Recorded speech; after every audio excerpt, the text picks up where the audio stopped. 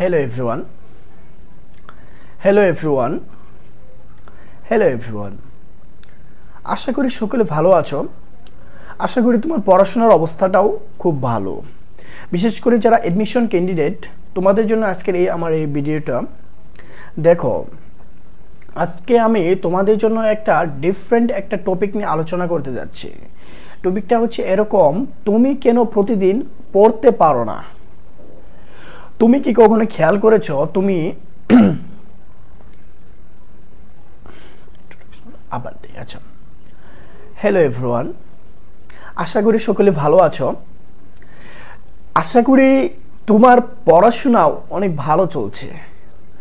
একই সাথে বলতে চাই যে আজকে আমি তোমাদের জন্য এমন একটা ভিডিও নিয়ে আসছি যেটা তোমাকে তোমার পড়াশোনা, তোমার স্বপ্ন, তোমার ক্যারিয়ার গঠনে কিছুটা হলেও সাহায্য করতে পারবে। দেখো, আসলে তুমি কি কখনো খেয়াল করেছো কিংবা চিন্তা করে দেখেছো, তুমি প্রতিদিন অর্থাৎ একটা সপ্তাহে 7 দিনের ভিতর তুমি 6 দিন কি কখনো তুমি টানা অ্যাভারেজ 10 ঘন্টা করে পড়তে পারো? কেন পড়তে পারো না? তোমার তো 10 ঘন্টা করে পড়া উচিত, তাই কি না বলো তো? অবশ্যই তোমার 10 ঘন্টা করে পড়া উচিত, কিন্তু তুমি তো পড়তে পারো না। আসলে কেন পড়তে পারো না জানো? আমাদের একটা প্রোক্রাস্টিনেশন আছে।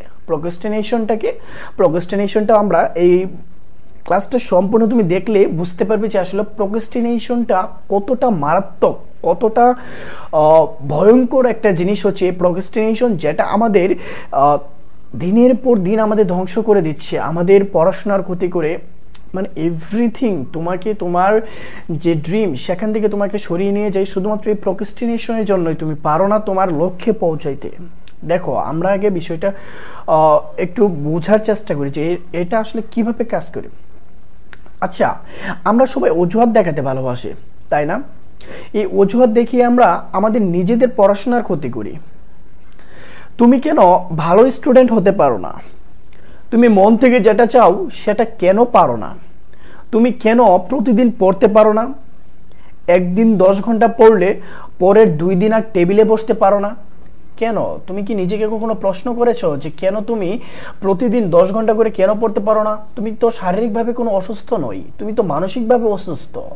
আচ্ছা, মানসিকভাবে অসুস্থতার জন্য কি কোনো ওষুধ আছে? থাকলে আমাকে একটু জানাবে। তবে কিছু ওষুধ আছে, সেটা হচ্ছে যে তোমার মন ভালো করার জন্য তোমার ফিউচারটা তুমি তোমার চোখের সামনে সবসময় ভিজুয়াল করবে।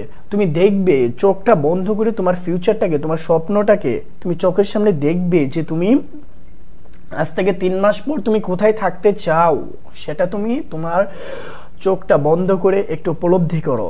সেটা হচ্ছে তোমার মানসিক অবস্থা ভালো করার প্রথম ওষুধ। এখন দেখো, শনিবারে তুমি 10 ঘন্টা পড়লে ঠিক আছে, এখন তুমি রবিবারে 3 ঘন্টা পড়লে, এরপর সোমবার দিন যায় তোমার ডিপ্রেশনে ধরে গেল যে আসলে আমি কি করব, কি পড়তেছি। ডিপ্রেশন এত পরিমাণ ডিপ্রেশন তোমাকে আসলে আঘাত করেছে যে তুমি ভুলেই গেছো যে এই ডিপ্রেশনের জন্য তুমি আরেকটা ডিপ্রেশন তৈরি করতেছো। মানে আজকে তুমি যে ডিপ্রেশনে যে সময়টা কাটাচ্ছ, এর জন্য তুমি আবার আগামীকাল ডিপ্রেশনে পড়বে যে আমি কেন সোমবারের দিন পড়াশোনা করি নাই, কেন আমি সোমবার দিন ডিপ্রেশনে ছিলাম। এটা তুমি উপলব্ধি করতে পারো মঙ্গলবার দিন তুমি কেন সোমবার দিন পড়লে না, এটার জন্য তোমার একটা রিগ্রেট ফিল হবে, রাগ, খুব মনের ভিতর বাসা বাঁধবে যে আমি কেন সোমবার দিন পড়লাম না, এই মূল্যবান সময়টা আমি কেন নষ্ট করলাম। তুমি সোমবার দিন সেটা বুঝো নাই, কিন্তু মঙ্গলবার দিন বুঝতেছো। কিন্তু আমরা যে ভুলটা করি সেটা হচ্ছে মঙ্গলবার দিন বুঝার পরেও আমরা রিগ্রেটের কারণে মঙ্গলবারের দিনও পড়তে বসি না। এরপর আমরা বুধবার দিন কি করি, ওই যে আমাদের প্রোক্রাস্টিনেশন যেভাবে আমাদের কাবু করে ফেলে, যে কি মঙ্গলবার দিন একটু ঘুম থেকে, মনে করো তুমি সকালে ঘুম থেকে উঠেছো যে সকালে না পড়ি, দুপুর থেকে ফ্রেশ হয়ে পড়তে বসবো, তারপরে তুমি পড়তে বসো নাই। এরপর তুমি বলতেছো আচ্ছা না, যা হবার হয়ে গেছে, শনিবার থেকে 100% পড়বো, তুমি মানে এটা আসলে নিজে উপলব্ধি করতেছো যে নিজেকে তুমি মিথ্যা একটা সান্ত্বনা দিচ্ছ যে আজকে আর পড়বো না, আমি শনিবার থেকে 100% শিওর পড়বো। আমাদের ভিতর আরেকটা প্রোক্রাস্টিনেশন আছে, সেটা হচ্ছে যে শনিবার দিন যেদিন আসলো সেদিন তুমি খেয়াল করে দেখলে যে সেটা আসলে 29 তারিখ, যে মাসে পড়াশোনা করবে সেটা হচ্ছে 29 তারিখ। তুমি এখন কি চিন্তা করতেছো, তোমার যে প্রোক্রাস্টিনেশনের যে মাইন্ডটা আছে সেটা তোমাকে আসলে বোঝাচ্ছে যে আজকে পড়তে বসিস না, আজকে তো 29 তারিখ, তুই এক কাজ কর, আজকে একটু আনন্দ করে নে, একটু চিল করে নে, তুই বরং 1 তারিখ থেকে পড়াশোনাটা শুরু কর। একদম কি বলবো, তুফান গতিতে 1 তারিখ থেকে সে পড়াশোনা করবে। তার প্রোক্রাস্টিনেশন মাইন্ড তাকে বুঝিয়েছে, সে সেটাই বুঝেছে আর পড়তে বসলো না, 1 তারিখ থেকে পড়বে। এখন আমার প্রশ্ন হলো যে তুমি যদি এই আজ থেকে যদি এখন এই মুহূর্ত থেকে যদি তুমি পড়তে বসো, এই পড়তে বসার কারণে কি কেউ মারা যাবে? তুমি কি মারা যাবে, নাকি মহাভারত অশুদ্ধ হয়ে যাবে? আমাকে বুঝাও। নাকি মহাভারত অশুদ্ধ হয়ে যাবে, কিংবা তোমার লাখ টাকা ক্ষতি হয়ে যাবে তুমি যদি এখন পড়তে বসো? অবশ্যই হবে না, কিচ্ছু হবে না। তুমি যদি এখন পড়তে বসো কিচ্ছুই হবে না, বরং তোমার জীবনটা আরো সুন্দর হয়ে যাবে। আসলে দেখো, লাখ টাকা ক্ষতি হবে না, কিচ্ছু না, কেউ মারাও যাবে না, মহাভারত অশুদ্ধ হবে না, তাহলে তুমি কেন পড়তে বসো না? সেটাও তো না, তাহলে তুমি কেন পড়তে বসো না? চলো আমরা একটা গল্পে প্রবেশ করি। আচ্ছা, গল্পটার ভিতর একটু বলে নিই, দুইটা ক্যারেক্টার, একটা হচ্ছে রহিম আর একটা হচ্ছে এই করিম। এই করিমের ভিতর তুমি আমি সকলের চরিত্রটা, ক্যারেক্টারটা, আমাদের মাইন্ড সেটআপটা এই করিমের ভিতর আমরা খুঁজে পাবো। কার ভিতর? এই করিমের ভিতর। আচ্ছা, এই করিমটা হচ্ছে প্রোক্রাস্টিনেশনের একটা বাস্তব উদাহরণ। প্রোক্রাস্টিনেশন যে বিষয়টা, সেটার একটা উদাহরণ হচ্ছে এই করিম। আচ্ছা দেখো, রহিম আর করিম দুই বন্ধু। রহিম বলতেছে যে আজ পড়তে বসবি না, মনে করো রহিম আর করিম দুইজন রুমমেট।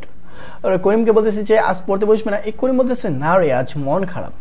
রহিম বলতেছে কেন, কেউ কি মারা গেছে? আসলে দেখো, আমি আসলে কেউ মারা গেছে বিষয়টা এই জন্যই ব্যবহার করতেছি যে আসলে তোমার পড়াশোনার থেকে গুরুত্বপূর্ণ বিষয় পৃথিবীতে আর কিচ্ছু নেই, দুনিয়াতে আর কিচ্ছু নেই।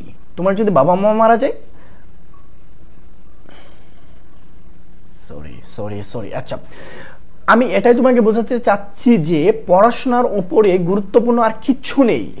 তোমার যদি ফ্যামিলিতে কেউ মারা যায় তাহলে সেটা না হয় স্যাক্রিফাইস, কম্প্রোমাইজ করা যায়, কিন্তু আজ তোমার মন খারাপ। কেন মন খারাপ? তুমি নিজেও জানো না যে তোমার মন খারাপ। তোমার যে মন খারাপ তুমি এটাও জানো না, তুমি শুধু জানো যে আজকে আমাকে পড়তে বসতে হবে না, আমি আজকে পড়তে বসবো না। এটা হচ্ছে তুমি বুঝো, আর কিছু বুঝো না। তুমি জানো না যে তুমি আজকে কেন পড়তে বসো নাই।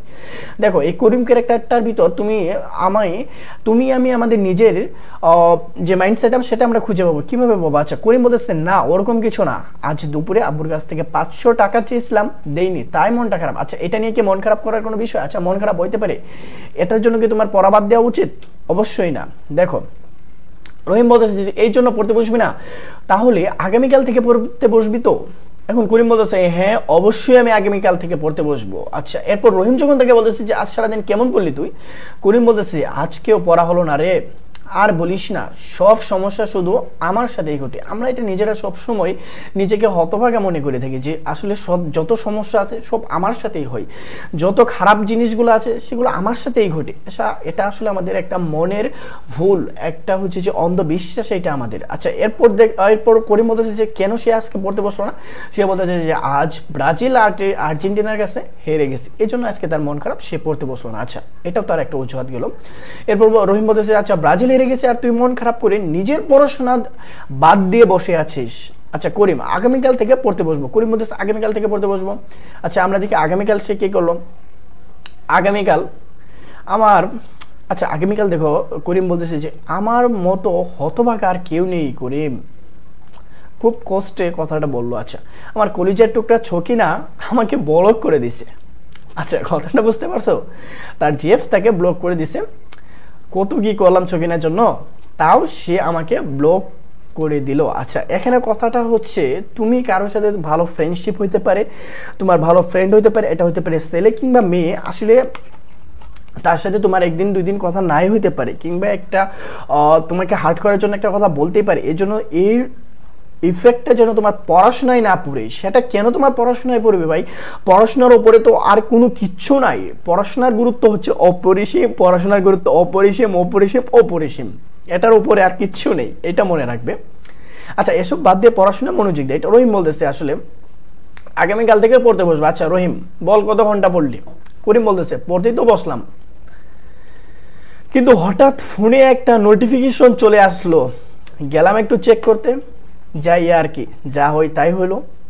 কখন যে অনলাইনে চলে গেলাম, পড়াশোনার কথা আর মনে নাই, কি থেকে কি হয়ে গেল কিছুই বুঝতে পারলাম না। আচ্ছা দেখো, এখন আমাদের কথা হচ্ছে যে আসলে তুমি কিভাবে পড়াশোনা করো, একটা এভারেজ লেভেলের স্টুডেন্ট কিভাবে পড়াশোনা করে, লোয়ার স্টুডেন্ট কিভাবে পড়াশোনা করে, আর একটা টপার স্টুডেন্ট যে কিনা ক্লাসে সবসময় টপ করে, যে কিনা সবসময় তার স্বপ্নটাকে বেশি গুরুত্ব দেয়, তার সময়টাকে বেশি কাজে লাগে, সে কিভাবে পড়াশোনা করে এটা আগে তোমাকে বুঝতে হবে, জানতে হবে। টপাররা দিনে কমপক্ষে 12 থেকে 14 ঘন্টা পড়াশোনা করে, এটা আরও বেশিও হতে পারে, এটা মনে রাখবে। এই 12 ঘন্টার নিচে তারা পড়াশোনা করে, 12 ঘন্টার ওপরেই পড়াশোনা করে, অবশ্যই করে। দিনের পর তারা দিন শেষ করে অবশ্যই, এবং হচ্ছে যে পুরাতন পড়াটা তারা রিভিশন করে, মাস্ট বি তারা রিভিশন করবে পুরাতন পড়া, কারণ পড়াশোনাটা হচ্ছে রিভিশনের উপর নির্ভর করে। তুমি নতুন কি পড়া সেটার থেকে গুরুত্বপূর্ণ হচ্ছে তুমি আগামীকাল কি পড়েছো, তার আগে কি পড়েছো, সেটা তোমার মনে আছে কিনা, সেটা তুমি একটাবার রিভিশন দিয়ে নাও। রিভিশন দেওয়ার সময় না থাকলে তুমি একটাবার চোখও বুলিয়ে নাও, এটা মনে রাখবে। এটা হচ্ছে তাদের একটা বৈশিষ্ট্য টপার। আচ্ছা, তুমি যদি ভালো কিছু অর্জন করতে চাও, তোমাকে অবশ্যই তোমার মূল্যবান সময়টিকে কাজে লাগাতে হবে কিনা বলো তো। তোমার যে সময়টা, তুমি মূল্যবান কিছু পাবা আর মূল্যবান কিছু ব্যয় করবা না, এটা তো হয় না। তুমি এদিকে আড্ডা দিবা, আনন্দ করবা, মজা মাস্তি করবা, দিন শেষে আবার একটা পাবলিক ভার্সিটিও চাবা, বাবা মার স্বপ্নের গর্বের ছেলে সন্তান মেয়ে হতে চাইবা, তাহলে তো আর হইলো না। তাহলে তো পৃথিবীতে আর হচ্ছে যে ভালো খারাপের পার্থক্যটা থাকলো না।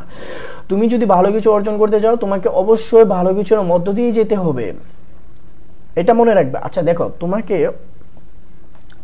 পড়াশোনার জন্য আমি একটু বলতে পারি যে আসলে তুমি নিজেকে জাস্ট 2 থেকে 3 মাস আয়না ঘুরে বন্দি করে রাখো। নিজেকে কোথায় বন্দি করবে? আয়না ঘুরে। আচ্ছা, আয়না ঘর শব্দটা এই জন্য ব্যবহার করলাম যে তোমাকে যেন কেউ এই 2 থেকে 3 মাস খুঁজে না পাই। তোমার সকল আড্ডা, বন্ধু, সকল কাজ, ফোন এডিকশন সব কিছু ত্যাগ করো। শুধুমাত্র তোমার ইম্পর্টেন্স যেটা পড়াশোনার জন্য দরকার, গুগলে একটা আর্টিকেল দেখবে, সেটার জন্য তুমি ফোনটা নেও, সেটার জন্য ফোনটা ইউজ করো। এই 24 ঘন্টা তুমি দিনের 24 ঘন্টায় রুমে থাকো ভাই, 24টা ঘন্টা রুমে কাটাও।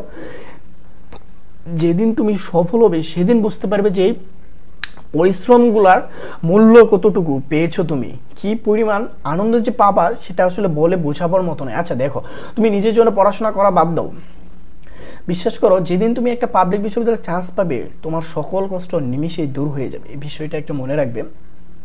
আর দেখো, তুমি নিজের জন্য না হোক, নিজের বাবা মাকে একটা কথা বলার জন্য হলেও তো কষ্ট করা উচিত, তোমার পরিশ্রম করা উচিত, নিয়মিত পড়াশোনাটা করা উচিত। কি বলবে তুমি তোমার বাবাকে? বাবা, আমার ঢাকা বিশ্ববিদ্যালয়ে চান্স হয়েছে, এই যে কথাটা, এই কথাটা কিন্তু সবাই বলতে পারে না। তুমি যখন এই কথাটা তোমার বাবা মাকে তুমি বলবে যে বাবা, আমার তো ঢাকা বিশ্ববিদ্যালয়ে চান্স হয়েছে, আমার তো রাজশাহী বিশ্ববিদ্যালয়ে পজিশন এসেছে, আমার তো চট্টগ্রাম ইউনিভার্সিটিতে ল সাবজেক্ট এসেছে, এই যে তুমি যে কথাগুলো বলবা, বিশ্বাস করো তোমার বাবা মা, ভাই, সকলে তোমাকে নিয়ে তাদের প্রতিবেশীদের সাথে, আশেপাশে মানুষদের সাথে গর্ব করে যেন বলতে পারে আমার ছেলে, আমার মেয়ে ঢাকা বিশ্ববিদ্যালয়ে চান্স পেয়েছে, আমার ছেলে, আমার মেয়ে অমুক একটা সুনামধন্য বিশ্ববিদ্যালয়ে ভালো সাবজেক্টে চান্স পেয়েছে। এই যে একটা গর্ব করে বলার, তুমি যেন তোমার বাবা মার একটা প্রাউড হতে পারো, প্রাউড করে তোমাকে কিছু বলতে পারে, সেই বিষয়টা মাথায় রেখেই তুমি পড়াশোনা করো। দেখো, যেদিন তুমি সফল হবে, তুমি একটা দীর্ঘ নিঃশ্বাস ছাড়তে পারবে। তোমার কাছে মনে হবে তুমি দুনিয়াটা জয় করে ফেলছো, তোমার কাছে অনেক কিছু মনে হবে, সব কিছু তোমার কাছে ভালো মনে হবে। Now I am a successful student. আশা করি বুঝতে পারছো। আজকে আর এটা নিয়ে বেশি বিস্তারিত আলোচনা করার দরকার নেই আমি বলে মনে করি, কারণ তোমরা সকলে ম্যাচিউর, তোমাদের বোঝা উচিত তোমাদের কিভাবে পড়াশোনা করা উচিত, কেন পড়াশোনা করা উচিত এটাও তোমরা ভালো করে জানো। তাই আর সময় নষ্ট না করে সকলে বসে যাও, পড়াশোনাটা করো মনোযোগ দিয়ে।